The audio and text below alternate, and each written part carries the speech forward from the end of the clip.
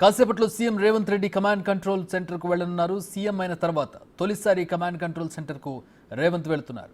అధికారులు విధులు ఇతర అంశాలపై ఆయన సమీక్షిస్తారు. కమాండ్ సెంటర్లోని నార్కోటిక్స్ బ్యూరో పనితీరుపైన ఆరా తీసే అవకాశం ఉంది. కాంగ్రెస్ పాలనలో నార్కోటిక్స్ బ్యూరోకు ప్రత్యేక బడ్జెట్ కేటాయించారు రేవంత్. రాష్ట్రంలో డ్రగ్స్ నిర్మూలనకు తీసుకోవాల్సిన అంశాలపైన సీఎం రేవంత్ రివ్యూ చేస్తారు.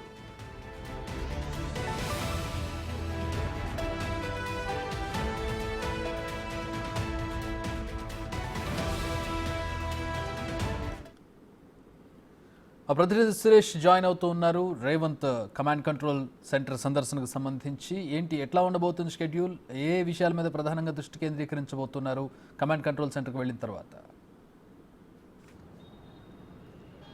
మరికొద్ది సేపట్లోనే CM Revanth Reddy Banjara Hills road number 12లో ఉన్నటువంటి కమాండ్ కంట్రోల్కి రాబోతున్నారు. ఇక్కడ అన్ని ఏర్పాట్లు కూడా పోలీసులు చేయడం జరిగింది. అయితే ఈ కమాండ్ కంట్రోల్లోనే హైదరాబాద్ కమిషనరేట్తో పాటు వివిధ విభాగాలకు చెందిన ఆఫీసులు కూడా ఇందులో ఉన్నాయి. నార్కోటిక్ విభాగానికి సంబంధించి ప్రత్యేక సెల్ కూడా ఇక్కడే ఉంది. సైబర్ సెక్యూరిటీ బ్యూరోకి సంబంధించిన సెల్ కూడా ఇక్కడే ఏర్పాటు చేయడం జరిగింది. ఇక్కడ కమాండ్ కంట్రోల్ నుంచి పూర్తిగా హైదరాబాదే కాకుండా తెలంగాణకు సంబంధించిన ఇంటిగ్రేటెడ్ కెమెరా సిస్టమ్కి సంబంధించి యూనిట్ కూడా ఇక్కడే ఉంది. కాబట్టి పూర్తిగా ఈ కమాండ్ కంట్రోల్ సీఎం అయిన తర్వాత తొలిసారిగా కమాండ్ కంట్రోల్కి సీఎం రేవంత్ రెడ్డి వస్తున్నారు. రేవంత్ రెడ్డికి సంబంధించి స్వాగతం పలకడానికి పోలీస్ అధికారులు, అదేవిధంగా ఇక్కడున్న నార్కోటిక్ బ్యూరో సంబంధించిన అధికారులు కూడా ఉన్నారు. అయితే మరికొద్ది సేపట్లోనే ఇక్కడ చేరుకొని నార్కోటిక్ బ్యూరోకి సంబంధించి ఒక రివ్యూ మీటింగ్ కూడా చేయబోతున్నట్టు తెలుస్తున్నారు. చీఫ్ సెక్రటరీ కూడా ఇక్కడికి చేరుకోవడం జరిగింది. అయితే ప్రత్యేకమైన బడ్జెట్ని సీఎం అయిన తర్వాత తెలంగాణలో డ్రగ్స్ మహమ్మారిని కూకటి వేళ్లతో పెకిలించాలని చెప్పేసి పోలీసులకి అన్ని అధికారాలు ఇవ్వడం జరిగింది. ఎంతటి వారైనా కూడా ఉపేక్షించేది లేదు.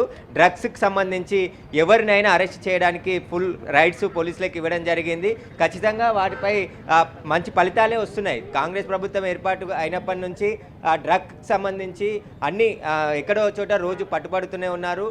పాత నేరస్తులకు పైన కూడా నిఘా పెట్టి నార్కోటిక్ బ్యూరో వారికి సంబంధించి ఎవరైతే డ్రగ్స్కి అడిక్ట్ అయ్యారో వారికి సంబంధించి కూడా కౌన్సిలింగ్ ఇచ్చి వారిని డ్రగ్ అడిక్ట్ అయిన వారిని బయటికి తీసుకొచ్చే ఏర్పాట్లు కూడా చేస్తున్నారు. డాక్టర్స్, అదేవిధంగా ఇంజనీరింగ్ కాలేజెస్, స్కూల్స్ అన్ని ఎక్కడైనా కూడా కౌన్సిలింగ్ సెంటర్స్, డ్రగ్స్కి సంబంధించిన అవగాహన కార్యక్రమాలు చేస్తూ వస్తున్నారు. అయితే ఈరోజు కమాండ్ కంట్రోల్ సెంటర్లో సీఎం వచ్చిన తర్వాత ఇక్కడ డీజీపీ కూడా ఉన్నారు. సంబంధించిన పోలీస్ అధికారులంతా కూడా కమాండ్ కంట్రోల్లో ఉన్నారు. కాబట్టి ఇటు నార్కోటిక్ బ్యూరోకి సంబంధించి స్ట్రెంగ్తెన్ ఎలా చేయాలి, ఇంకా తీసుకోవాల్సిన చర్యలేంది, బడ్జెట్ ఏమైనా అవసరమైనప్పటికీ కూడా ఇప్పటికే 50 కోట్ల రూపాయలను ప్రత్యేక బడ్జెట్ కేటాయించి నార్కోటిక్ బ్యూరోని స్ట్రెంగ్తెన్ చేశారు. ఒక డీజీ స్థాయి అధికారి సందీప్ శాండిల్ని కూడా నియమించారు. వారికి కావాల్సిన సిబ్బందిని కూడా ఏర్పాటు చేశారు. కాబట్టి ఇంకా ఎలాంటి చర్యలు తీసుకోవాలి డ్రగ్స్ కంట్రోల్ చేయడానికి తెలంగాణలో కావచ్చు, హైదరాబాద్ పరిసర ప్రాంతాల్లో ఇంకా విపరీతంగా ఎక్కడో చోట పట్టుబడుతున్నారు. కాబట్టి డ్రగ్స్ అనే మూలాలు తెలంగాణలో ఉండకుండా చర్యలు తీసుకునే విధంగా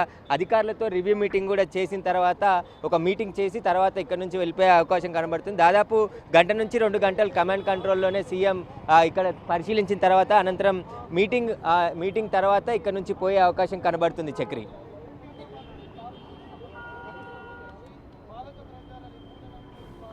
రైట్, ఎవరెవరు హాజరు కాబోతున్నారు ప్రధానంగా ఈ సమావేశాలకి?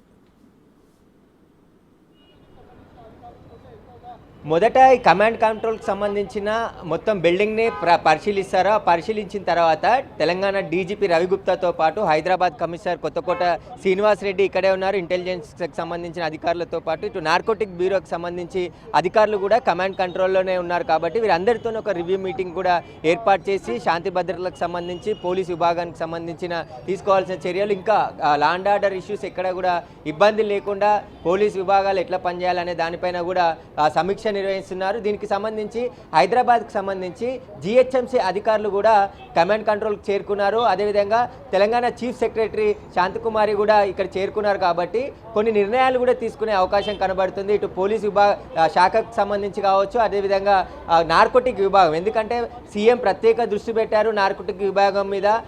డ్రగ్స్, అదేవిధంగా గంజాయి అనేది హైదరాబాద్ తెలంగాణలో లేకుండా చేయాలి. దానికి కావాల్సిన నిధులన్నీ కూడా ప్రభుత్వం కేటాయిస్తుంది. ఎక్విప్మెంట్, ఎందుకంటే కాంగ్రెస్ ప్రభుత్వం వచ్చిన తర్వాత డ్రగ్ టెస్ట్కి సంబంధించిన ఎక్విప్మెంట్ని కూడా కొనుగోలు చేయడం జరిగింది. ఆ ఎక్విప్మెంట్ స్పాట్లో డ్రగ్ తీసుకున్నారా లేదా అనే శాంపుల్ని ఎక్విప్మెంట్ ద్వారా టెస్ట్ చేసి వారు తీసుకున్నారా లేదా అనే దానిపై నిర్ధారించే ఎక్విప్మెంట్ కూడా ఉంది. ఆ తర్వాత బ్లడ్ శాంపుల్కి హాస్పిటల్కి పంపిస్తారు. కాబట్టి ఇప్పుడు ఆ నార్కోటిక్ విభాగంపై రివ్యూ చేసి దానికి సంబంధించిన బడ్జెట్ కావచ్చు, పరికరాలు కావచ్చు, సిబ్బంది ఇంకా అవసరమైతే కొంచెం పెంచే అవకాశాలు ఉన్నాయి. కాబట్టి దానిపైనే ముఖ్యంగా సీఎం రివ్యూ చేసే అవకాశం ఉంది. దానికి సంబంధించి సిబ్బంది కూడా, ఎందుకంటే నార్కోటిక్ విభాగం ప్రస్తుతానికి హైదరాబాద్ కేంద్రంగా పనిచేస్తుంది, హైదరాబాద్ పైనే దృష్టి పెట్టారు. కానీ జిల్లాల వ్యాప్తంగా కూడా బార్డర్స్ ఏవైతే తెలంగాణ జిల్లాలకు సంబంధించినాయో ఆ జిల్లాల వ్యాప్తంగా కూడా నార్కోటిక్ విభాగాన్ని విస్తరించి అక్కడ కూడా దాడులు చేసి ఈ డ్రగ్స్ కానీ, గంజాయి కానీ, ఎలాంటి మాదక ద్రవ్యాలు కానీ అమ్మితే వారిపైన కఠిన చర్యలు తీసుకునే విధంగా చర్యలు తీసుకోవాలని చెప్పేసి కూడా ఇప్పటికే స్పష్టమైన ఆదేశాలు ఉన్నాయి. కాబట్టి వాటికి సంబంధించిన మార్గదర్శకాలు కూడా చర్చించే అవకాశం కనబడుతుంది. Chakri. All right, thanks for the updates Suresh.